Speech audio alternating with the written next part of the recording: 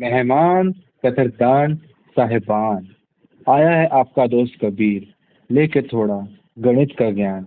तो आज हम डिस्कस करने वाले हैं जेई एडवांस 24 के पेपर 2 का मल्टीपल करेक्ट आंसर, जो कि बेस्ड है वेक्टर थ्योरी के ऊपर। एग्जाम में ये क्वेश्चन जो देखने में तो बहुत बड़ा था, लेकिन यदि हम इसको करने जाएं तो स्टेप बाय स्टेप ये धीरे धीरे टूटता जाता है, तो थोड़ा सा इजी होता जाता है। तो इसमें बस हमें पूरा सॉल्विंग कंटिन्यूअसली करते रहना पड़ता है। तो वीडियो स्टार्ट करने के पहले आई वुड सजेस्ट कि आप खुद इसको एक ट्राई दीजिए एंड उसके बाद इसका सॉल्यूशन देखिए। तो स्टार्टिंग विद द सॉल्यूशन, मैंने आपके लिए क्वेश्चन का इम्पोर्टेंट डेटा यहाँ पे लिख लिया है। मैं मेरे रेफरेंस के लिए भी थोड़ा इजी रहेगा समझाने के पॉइंट ऑफ व्यू से, तो आप एक बार डेटा से गो थ्रू कर लीजिए। Now starting up with the solution, मेरे पास सबसे पहले तो एक पॉइंट P है जिसके कोऑर्डिनेट्स मेरे को दे दिए गए हैं P के 1,3,2। और ये जो पॉइंट P है, इसके थ्रू हमारी एक लाइन समझ लीजिए, कुछ ऐसी लाइन है।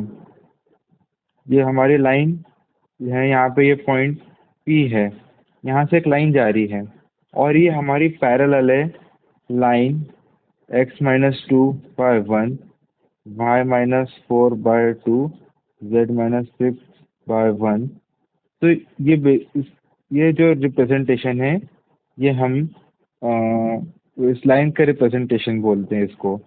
तो इसके अंदर से हमें क्या इंफॉर्मेशन निकालनी है? ये लाइंस पैरेलल है, तो लाइंस पैरेलल होने का सिग्निफिकेंस क्या हो रहा है कि जो मेरी लाइन है, जो ये पैरेलल है, लाइन P मान लेते हैं हम, तो लाइन मान लीजिए P।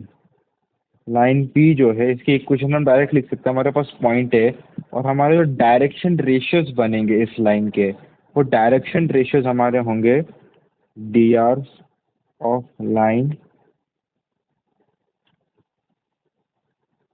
P1 will be 1, 2, 1. So equation of line P1 will be x minus 1 by 1, y minus 3 by 2 equal to z minus 2 by 1। Basically हमको ये इंफॉर्मेशन ऐसे दिखती ताकि हम डायरेक्शन रेशियोज लिख सकें उस लाइन की जो पॉइंट P से पास हो रही है। Now moving on with the question, हमें अगली इंफॉर्मेशन ये दी है कि ये जो लाइन है, ये इस प्लेन से L1 equal to is to x-1 plus 3z equal to 6, ये जो है हमारी एक प्लेन रिप्रेजेंट करता है। तो हमें ये कहा जा रहा है कि ये जो लाइन है इस प्लेन से पास होती है, तो इस प्लेन से पास होती है एंड उस पर पॉइंट Q है। तो हम यहाँ से पॉइंट Q निकाल सकते हैं। तो हम पॉइंट अज्यूम करने के लिए थोड़ी यहाँ पे इसको इक्वल टू लैम्डा लिखते हैं, λ1 लिखते हैं। तो हमें ऐसे लिख सकते हैं कि हमारे जो कोऑर्डिनेट्स ऑफ पॉइंट Q हैं, कोऑर्डिनेट्स ऑफ Q जो हैं हमारे कुछ ऐसा आएंगे, λ1 प्लस 1, λ2 λ1 प्लस 3, λ1 प्लस 2। इस टाइप के हमारे क्योंकि कोऑर्डिनेट्स आएंगे, क्योंकि आप समझिए ये एक लाइन है और ये एक प्लेन है, तो ये लाइन यहाँ से पास हो रही है, तो इनके पॉइंट ऑफ इंटरसेक्शन जो आएगा वो पॉइंट Q है। सो पॉइंट ऑफ इंटरसेक्शन हमारा Q है, तो ये इस लाइन पे भी लाई करेगा और इस प्लेन पे भी लाई करेगा। तो इसको अब हम सेटिस्फाई करवाएंगे प्लेन की इक्वेशन में। जो हमारी प्लेन की इक्वेशन दी है x-y plus 3z equal to 6, इसमें सेटिस्फाई करेंगे। तो मैं डायरेक्टली पुट अप कर दे रहा हूँ। तो ऐसे ये कुछ ऐसा बन जाएगा, λ1 plus 1 minus 2 λ1 plus 3 into λ1 plus 2 equal to 6। तो इसके थ्रू हमें क्या मालूम पड़ गया, इससे हमारा λ1 निकलेगा। तो λ1 निकलेगा हमारा, यहाँ से ये 2 लैम्डा, यहाँ से 6, सॉरी 6 कैंसिल हो गया, फिर कुछ ऐसा बन गया λ1 प्लस 1 माइनस, ये इनको हम साथ में क्लब कर देंगे तो ये -2 λ1 प्लस 3 λ1, तो ये +λ1 बन जाएगा। एंड ये हमारा -3 बराबर 0 आ जाएगा। तो जो बेसिकली भी 2 λ1 = 2, तो λ1 की वैल्यू हमारी 1 आ गई। तो λ1 की वैल्यू 1 आने का ये मतलब है कि हमारा पॉइंट Q जो है, हमारा वो कुछ ऐसा आएगा 2,5,3। अब इसके थ्रू हम ऑप्शन चेक करते हैं कि इसके लिए कोई ऑप्शन हमारा मैच कर रहा है क्या। तो हमें कोऑर्डिनेट्स ऑफ आर पूछे गए हैं, तो कोऑर्डिनेट्स ऑफ आर तो अभी निकालेंगे हम आगे। तो अभी तो आर तो निकला नहीं, तो उसका सेंस नहीं बनता। तो length of line segment P Q, तो पी क्यू का लाइन सेगमेंट जो है उसका हम लेंथ निकाल सकते हैं। कैसे निकाल सकते हैं? डिस्टेंस फार्मूला से, एज सिंपल एज दैट। तो हम डिस्टेंस फार्मूला लगाएंगे, तो लेंथ ऑफ पी क्यू जो आएगी हमारी, वो डिस्टेंस फार्मूला से आएगी 2 - 1 1 पर 1 होता है 5 - 3 का स्क्वायर माने 4 प्लस 3 - 2 1 का स्क्वायर माने 1 इक्वल टू √6। तो इसके थ्रू हमारा ऑप्शन ए करेक्ट हो गया कि length of line segment P Q √6 है। Now proceeding with the question, आगे हमको ये काम आएगा कि हमारा पी कोऑर्डिनेट जो है 1, 3, 2 है। फिर क्यू कोऑर्डिनेट भी हमारा आ गया है, जो कि अभी मैंने प्रीवियसली निकाला था, ये 2, 5, 3, ये हमारा क्यू कोऑर्डिनेट है। तो क्यू कोऑर्डिनेट भी लिख लेते हैं हम 2, 5, 3। नाउ अब आगे बढ़ते हैं, देखते हैं क्या कह रहा है क्वेश्चन। तो line segment passing through Q and intersecting L2 at R. तो क्यू निकला, इसका ये कहने का मतलब है कि जो हमारा लाइन सेगमेंट है वो क्यू से पास हो रहा है एंड इंटरसेक्टिंग L2। ठीक है, तो लाइन पासिंग थ्रू क्यू है, तो और इसके बारे में, प्लेन के बारे में भी इंफॉर्मेशन दी है कि प्लेन के परपेंडिकुलर है ये लाइन। जो प्लेन हमारा L1 है, इसके परपेंडिकुलर भी है लाइन। तो उसके परपेंडिकुलर है मतलब जो इस प्लेन के डायरेक्शन रेशियोज हैं, हम जो प्लेन के डायरेक्शन रेशियोज है हमेशा उसके परपेंडिकुलरली रहते हैं। अगर ये प्लेन है हमारा और ये कोई भी लाइन जा रही है रैंडमली, तो जो इसके डायरेक्शन रेशियोज होंगे ये प्लेन के भी डायरेक्शन रेशियो डिपेंड करता है। तो इसके अकॉर्डिंग हमारा ये जो प्लेन के जो डायरेक्शन रेशियोज आएंगे 1, -1, 3, तो ये क्यू के भी जो लाइन पासिंग थ्रू क्यू है एंड इंटरसेक्टिंग टू L2 है, उसके भी यही डायरेक्शन रेशियोज होंगे। तो हमारी जो लाइन P2 कह लेते हैं हम, लाइन P2 की जो इक्वेशन आएगी वो कुछ इस प्रकार आएगी कि x-2/1, जो इसका फर्स्ट टर्म होगा ये इसका डायरेक्शन रेशियो रिपीट करता है, प्लेन में हमने पढ़ा है, equal to y - 5/-1 equal to z -3/3 equal to λ2। अब ये जो इस लाइन जो पास हो रही है, तो ये सेम मेथड जो अभी हमने यूज़ करी थी क्यू निकालने के लिए, वैसे ही हम इसके थ्रू आर निकालेंगे। तो आर हम कैसे निकालेंगे कि हमने ये जो इक्वेशन बनाई है इसको हम λ2 के फॉर्मेट में लिखेंगे।